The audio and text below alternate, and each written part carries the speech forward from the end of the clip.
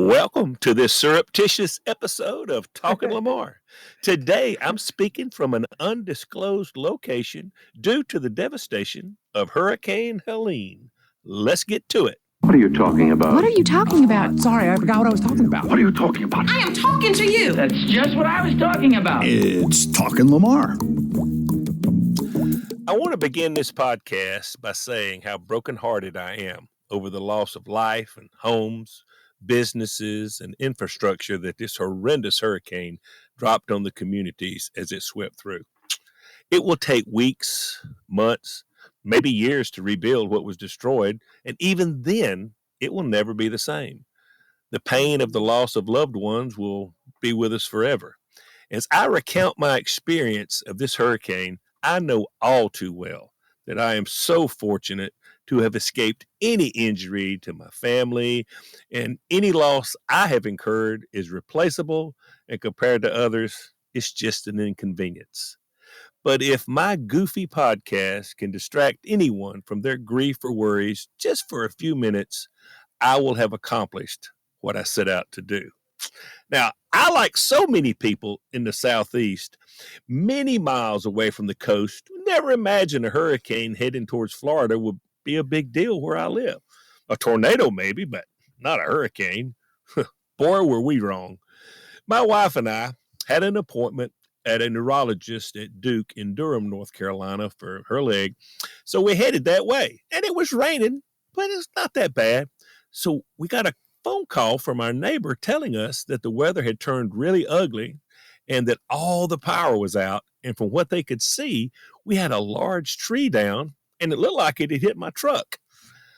I'm like, well, that sucks. Thanks for letting us know. When the storm lets up, take a closer look and let us know what the damage is. So right after that phone call, the rain where we were driving became torrential. I mean, it was hard to see. We were going, like 35 miles an hour. The winds were crazy. And when we finally got to the doctor's office, I pulled up and let Carla out. And she went into the she went into the lobby, and I went to park the car in the garage. So when I got to the walkway, the wind rain had picked up. It was blowing sideways through the covered walkway. I had to wait about 10 minutes for it to die down before I could even walk on the walkway. So when I got to the lobby, we took the elevator to the third floor. So when we got off, they rushed us to a hallway full of people telling us that we're under a tornado watch. So after a while, we were cleared and we went to the appointment and we left. And we get a FaceTime call from my neighbor, Gerald, who's checking on the truck. Well, the good news was the tree had barely skimmed the truck, probably no problem. Bad news, once he got there, he walked around to the back of the house, and this huge tree had uprooted and fell across the back of the house. It took out our new deck. It's laying on the roof. I mean, and so Gerald went into the house and he didn't find any water coming in or whatever. So we're assuming there's not a hole in the roof. It's just shingle damage and some gutters are knocked down and the deck. So Gerald then informs us that there is no power in Spartanburg where we live. There are no gas stations that have power to pump gas. The traffic lights are out. Nothing is open. The grocery store shelves are bare. And, it's a disaster. I mean, it's a true disaster. It's a disaster area. Yeah. Yeah, exactly. Now, we're fortunate enough to be staying with some friends in Raleigh, and we were scheduled to go home in a couple of days. And so, if we go home, it will be a dark house, no AC, no cable, no internet, 2 refrigerators with spoiled food. Our dog sitter has got Darby, and even though they have no electricity, they're fine. Everything's good. So Carla asked me, she says, don't we need to go home and do something about this? I mean, when are we going home? And as we are sitting in a house with air conditioning, it's about 72 degrees, got cable, internet, food, hot water. I set down my cocktail and I looked at her and I replied, well, not for a while, which I quickly followed up with, now, baby, I'd love to, but I have to work. And that requires power and it requires internet. And I would be more than happy to sit in a hot room in the dark, no TV, no hot water, a tree on the house that at any minute could bust through the roof into my lap, but I can't miss work. The show must go on. I said, you've got to understand what we do is important. We give people information that they can't get anywhere else. Without us broadcasting, how will they ever know what Sheri's cats are doing or what the moron of the day is? They would have no idea of all the things that Bob didn't know, much less what's on his small plates. When the power does come back on, how will they know what movie to watch or what Netflix murder documentary to tune into? I mean, if I don't tell them, what's going to happen? Who will tell them the latest NASA news or UFO information or the latest Bigfoot sighting if Sheri doesn't do it? I said, let's get real here. As I handed her a glass of wine and turned on an episode of Emily in Paris, it seemed to settle her down a little bit. And she really understood that until the electricity and internet comes back on in Spartanburg, we are trapped here.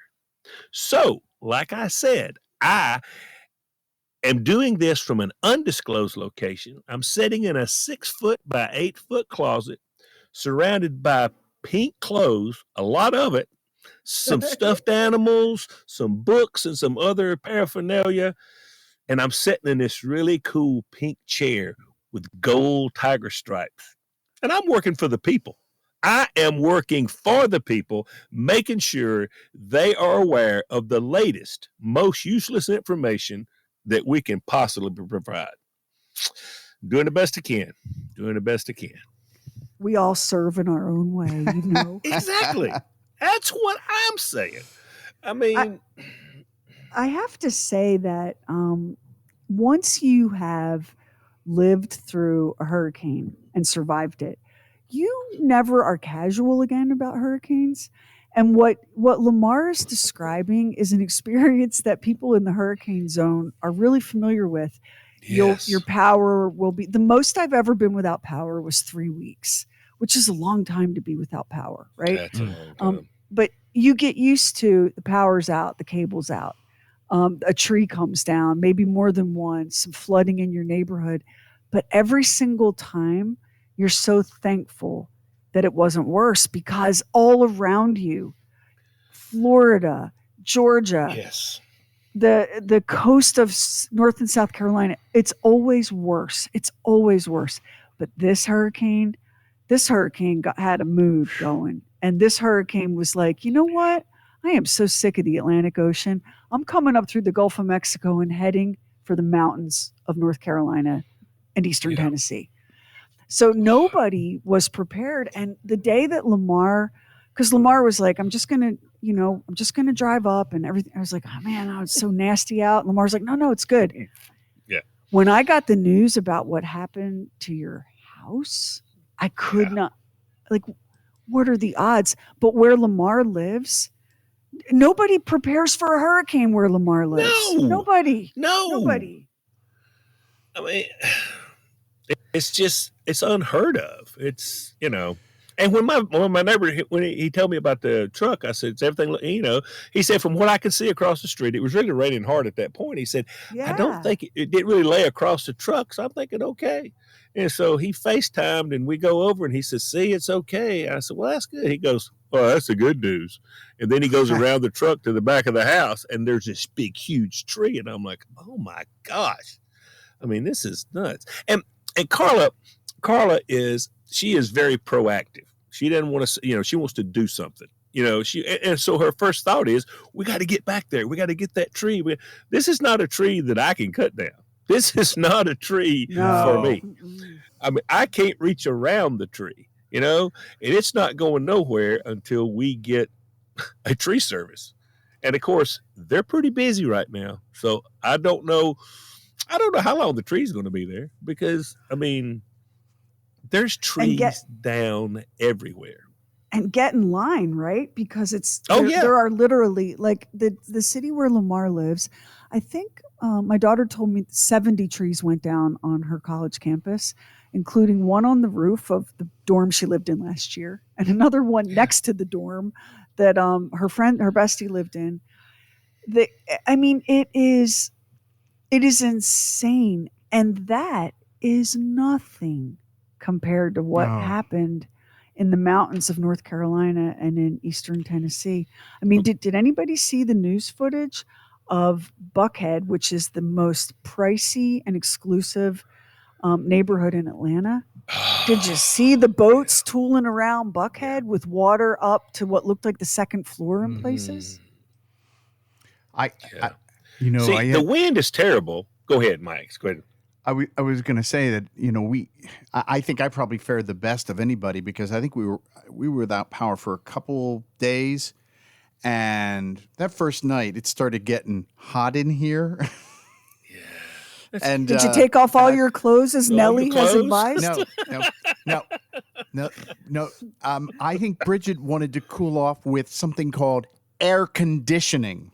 So I found a hotel that had electricity and air conditioning, and I got on Hotwire, and I got a smoking hot deal, and that's where we spent the one night. And the next night, I said, "Well, we'll go home and then see if I need to go somewhere else the following night." And fortunately, we ended up getting power together. A place that I like to go to up in the mountains is in Hot Springs, North Carolina. And so there's a restaurant we go to, and I sent him a message on Facebook, and it was a DM just saying, "Hey, thinking about you all, And I heard back. The woman who's one of the owners of the restaurant was on the second floor of the restaurant watching the floodwaters rise as she's DMing back to me and posting videos of the water coming into the front door of the restaurant. It was frightening. I mean, it was truly frightening. Fortunately, they are okay. But they made the decision, we're going to stay. We're not going to evacuate. We're going to stay here with the property since it's an inn and a restaurant, and they decided we're going to stay with it. So, can I tell you? So, I have hurricane trauma from Hugo because we went to bed that night, and that hurricane was going to be doing what hurricanes do. And at about 1:00 in the morning, that hurricane came here. And that had never happened in the history of anything, right? Sheri and I both went through that. Yeah, it was terrible. A tree came down on my car. I mean, I could barely afford the car as it was. It was an old beat up Ford Escort. And now I've got a tree on it. We went without power for weeks and weeks. The National Guard was patrolling at night with tanks and guns. The grocery stores all smelled like rotting meat. There was no electricity. It was like totally the end of the world. You're never quite right after that, No. I burned my hand really badly trying to cook soup on an open fire. Any hoosers. So I'm nuts about hurricanes and storms. I'm super jumpy. And one of my besties was on a business trip out west. And she was like, "You have to calm down. Everything's going to be fine. You're not even in the path." Cut to. She calls me when she gets where she's going. And oh my God, I'm so sorry. I was so wrong. And then we couldn't reach her daughter who goes to school in Tennessee for over 24 hours. The frantic feeling of those unanswered phone calls and those texts, and you're texting while you're watching it unfold on the news or on your phone or whatever. It's so serious, y'all. And these people that are on social media going, "Well, they should have prepared." I'm sorry, you do not live in the Appalachian Mountains about 1,300 feet above sea level and do a lot of hurricane prep. They have other weather that they face, but a hurricane hitting Asheville, Black Mountain, Canton, Swanoa, Chimney Rock, that's not something that you prepare for when you live in the mountains. No. And I don't care how prepared you are, because wind is terrible. Wind is very destructive, but nothing matches rushing water. And I don't care how prepared you are, when thousands and thousands and thousands of gallons of water is rushing downhill at speed, there's nothing stopping that. There's just not. And I don't care how No. prepared you are. No. If you're there, you got a problem, because that water, I mean, you can just look at the pictures, how it just wipes things off the map. And One of how my favorite places. It collects things as it comes. Yes. So it's not just water hitting you, it's mud and trees and rocks and debris and parked cars and garbage dumpsters and God knows what all. Yeah. Right? Yeah. Yeah. Exactly. There's a little place up in Tryon, North Carolina. It's called the Caramel Lodge, and it's been there forever and ever and ever. And they've got this beautiful little walking bridge that you go across to get to it and whatever. They got pictures of that. Not only did the bridge and everything get taken away, the building itself, and it's like a log cabin, the building itself got picked up off of its foundation, and it's moved, I don't know how many hundreds of yards, and it's just sitting there. It's still intact, but what are you going to do with that? I mean, it's just crazy, the power of water. I mean, it's unbelievable. And when you look at all the water, the standing water around Asheville, like you said, the debris, oh my gosh, it's not just water, it's everything you can imagine in the water. Yeah, it's tough. Including, like, for our folks in Florida, sharks in the water. Yes. There were sharks swimming down residential streets in the wake of Hurricane Helene. And as if you didn't need one more thing to be frightened of, there's a big ass shark floating through the water in your neighborhood. The human tragedies, like the human tragedies it's just hard to even to talk about it. But I'll tell you, so one thing that a lot of people may not know existed. Okay. So we all know that the Rainbow Bridge, you know, when your beloved pet passes away, they're waiting for you on the Rainbow Bridge between this world and heaven, and they'll greet you, right? Mm-hmm. The Rainbow Bridge wasn't just a make-believe symbol or story. There was a real Rainbow Bridge at the Lake Lure Flowering Bridge in North Carolina. It's part of the Flowering Bridge Garden, and it goes across the Rocky Broad River, and it connects Lake Lure to the town of Chimney Rock. The town of Chimney Rock is gone. It was just scraped right off the face of the earth. Yeah. So the Rainbow Bridge people would visit the Rainbow Bridge. There's a special section of it, and they would attach their dogs' collars and tags and leashes and other little mementos. The bridge it looked like a rainbow of just all of these mementos of people's lost pets. That got washed away. And so there are these enormous tragedies and then these smaller tragedies. But the reality is that a lot of places no longer exist after this storm. And it's already becoming clear that some of these places will not ever exist again. They were small villages and tiny towns, and they just are gone forever. And this, of course, is what happens, right? This is part of being a human being in the world. Nothing lasts. But the speed and the magnitude of this, and what I'm so impressed, Lamar, I so admire this about you. Most people that I know, if they got a phone call that there was a tree on their roof, their deck, their truck, and their camper, would be out of their minds. They would be pissed off. They would be anxious. They would be stressed. They would be worrying about insurance and money and how and when and where are we going to get this fixed. The fact that you're like, well, no one got hurt and rain isn't coming in the house, and I've got a nice place to stay with good food and tasty bourbon. Yeah. I mean, I'm sorry. I love that. I admire that more than anything. Don't you, Max? It's very Lamar, though, because he lets it all roll. You know what I mean? Here's the thing. A person like me with that kind of damage, it takes me 5 seconds to look on the news and see people that know real tragedy. Yeah. Got to get a perspective. There's not one thing that's messed up that can't be fixed. I'm good. I mean, yeah, it's going to be a pain, but what do you do? No, you're so right. My grandma always used to say, honey, no one died. Everything else you can fix. It takes time, it takes money, but everything else can be fixed. Yep. And I think that in the wake of an event like this, and everyone who lives in Florida deals with this twice a year, right? Yeah. We have listeners in Florida. We met some folks when we took our teacher winners to Margaritaville. We met some folks that were still cleaning up after the last hurricane, and it was their third hurricane. Yeah. These are people that are so resilient but so tired, and they say the same thing Lamar does. They're like, we're exhausted, and we just cleaned it, and now it's back. But we're here. Look, no one was hurt. It's just that perspective is the greatest blessing. Like if you had to tally up your gifts and talents, that needs to be right there at the top of the list. Like who cares that you can't do trigonometry, right? What you got is a much more valuable life skill. Yeah, it keeps the stress down. I'll have to say that. It does keep the stress down.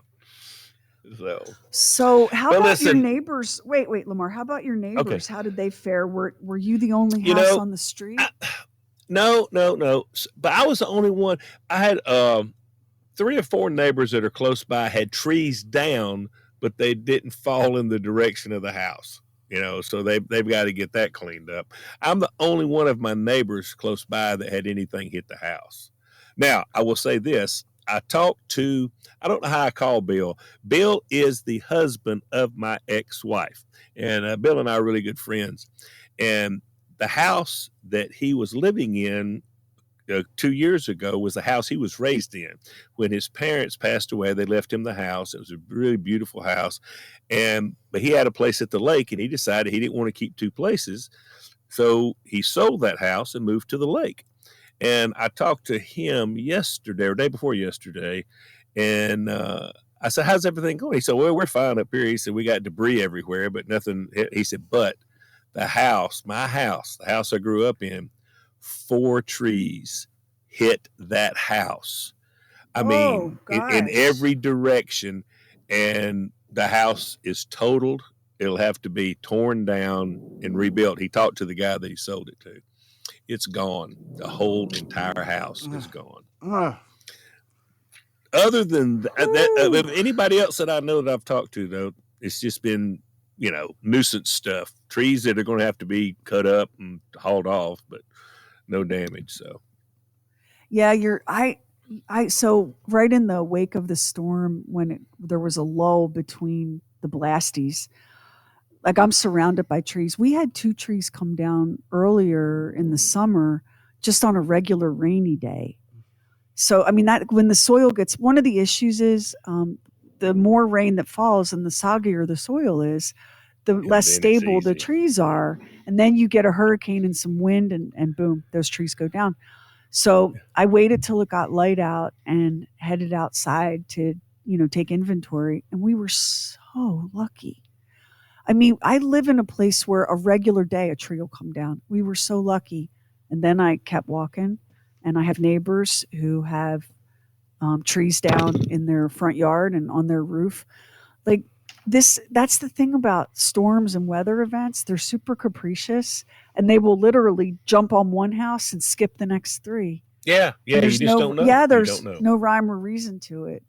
So your friends that are hosting you and the woman whose closet you're apparently now living in, are they just so excited to have you guys or what? So far, but as my wife will tell you, a little of me goes a long way. So we'll see how it goes. They have been super, super, super nice. I mean, it couldn't be any nicer. And so, like I say, I got to work. This is important work we do here. Morons in the news has to be done. So, it's a big deal. I only picked up 3 hurricane refugees. So, unlike Max, my power went out as soon as the storm came and didn't come back on until late at night, 4 days later. And I had no cable and I had no internet, and my cell service went down. So my phone just said SOS on it. So I have a hotspot, an emergency hotspot that we use for work. And I was able to, against all unbelievable odds, I was able to get that to pull a signal.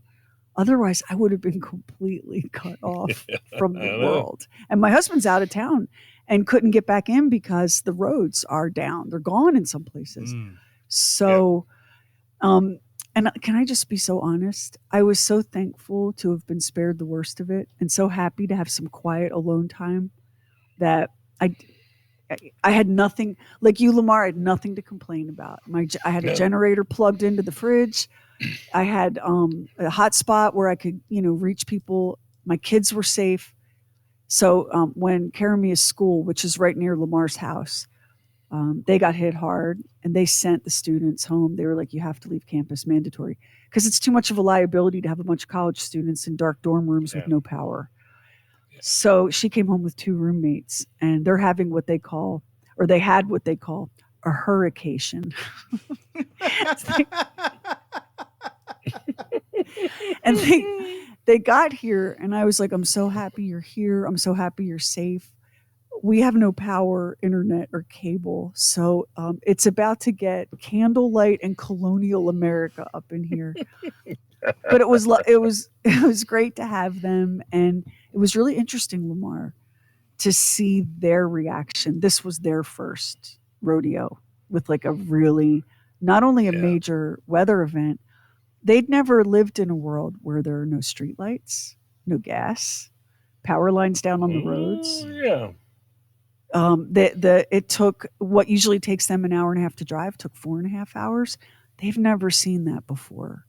And it was interesting to see their reaction to that, and again, to be reminded that they were safe. Like I could find them. I knew where they were. Heather could not find her best friend for 4 days. Her best friend lives in Asheville. 4 days. They filed missing persons reports with search and rescue. Thank God she's okay. But these were the things that were playing out, all for folks that don't live in this part of the country, who don't deal with hurricanes, who certainly didn't deal with this one. These were the stories that were playing out. Like if you live here, you knew someone that was in real trouble because of this storm. And so, we're a little jumpy about it. But look at Lamar. He's sitting on a pink tiger stripe pattern chair. He has his head in what looks like a pink cashmere sweater. Yeah. You're safe and dry, right? Yep. And I'm not hungry. I got plenty of food, so I'm good to go. Yeah. I'm good to go. The one question before we jump off, Doc, how did you manage?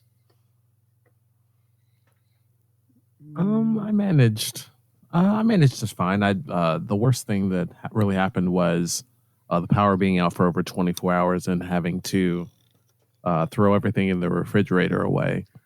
The same thing. The really interesting thing is where I lived is I live like kind of like near like 3 different cities. So basically within like a 5-mile radius of my house, all of the power was out. And even the Walmart, they closed for several days, and the power came on after about a day or two. But even just the other day, going to the grocery store, you walk into the store and it's kind of dystopian. There's none of the perishable foods are there. Like the shelves are just completely empty. It's just canned goods, stuff, all bread, chips, all that. That's the thing. Until you live it, you can't fathom it. You can't fathom walking into a grocery store and you can smell rotting meat and there ain't no milk or orange juice, right? You can't appreciate how much abundance we're surrounded by and how much comfort and convenience until it's gone. So that potted meat and crackers looking pretty good right now, is it not? That's what I'm saying. Like I said, I was lucky that the generator kept our refrigerator, because the thought of throwing away food, it just makes your heart ache. Not only is it so expensive, it's so wasteful, and there's so many hungry people that need food. food. Ah. Yep. So, yeah, we're thankful we're all safe, mostly accounted for. And Yep. we'll see what happens. Lamar, you're going to get another new deck. I guess that's the silver lining, right? I guess. I mean, that hadn't been up but a year. Just a year. So, but that's why you got insurance. That's why you pay them premiums. So, Well, they'll take care of it. We're all thankful that you're safe and Yep. and that you have a nice warm closet to work. Yes, it is so warm in here. It's very, very cozy. It's very cozy. Do not complain because The acoustics are fantastic. Max has been in a closet since March 13th, 2020. So you can. It's true. Yeah. So you don't have a window, do you, Max? No, I'm not even sure if it's day or night when I'm in here. Yeah, I can see And that. I'm beginning sometimes- to understand what you're talking about. Lamar, we've had some days where it started out as day, and by the time he left, it was night. So It was dark when I started and dark when I finished. Yes, I've had those days. Yeah. Yep. Well, I'm going to enjoy my time in the closet, but I will look forward to when the power comes back on. That would be Hey, great. Lamar, did you ever think you'd say something like, I'm going to enjoy my time in the closet? That was not one you thought you would. No, that's a phrase I never expected to say. So, Man, we're thankful to have been mostly spared. Lamar took the worst of Yep. it. yeah, And man, we're yeah. good. we- We're good. We're right there. We're right there with everyone else that got hit. And we just Yep. pray that your family members Yes. have been accounted for and that, property can be fixed, like Lamar said. Property Yep. can be That's fixed. right. Well, that's going to wrap it up for another peek into the day in the life of this Renaissance redneck. I thank y'all for taking the time to listen. We've had a whole bunch of fun. Hope you did. If so, don't keep it to yourself. Tell somebody about the Talking Lamar podcast. I know they'll appreciate it. Also, don't forget to check out the True Weird Stuff podcast. It will blow your mind. There's a lot more to come, so don't stop now. I hate a quitter. Join us for the next episode of Talking Lamar. Let us know what you think. Go on Bob and Sheri app, look down at the bottom, click on the microphone, and start talking. We can't wait to hear from you. Until then,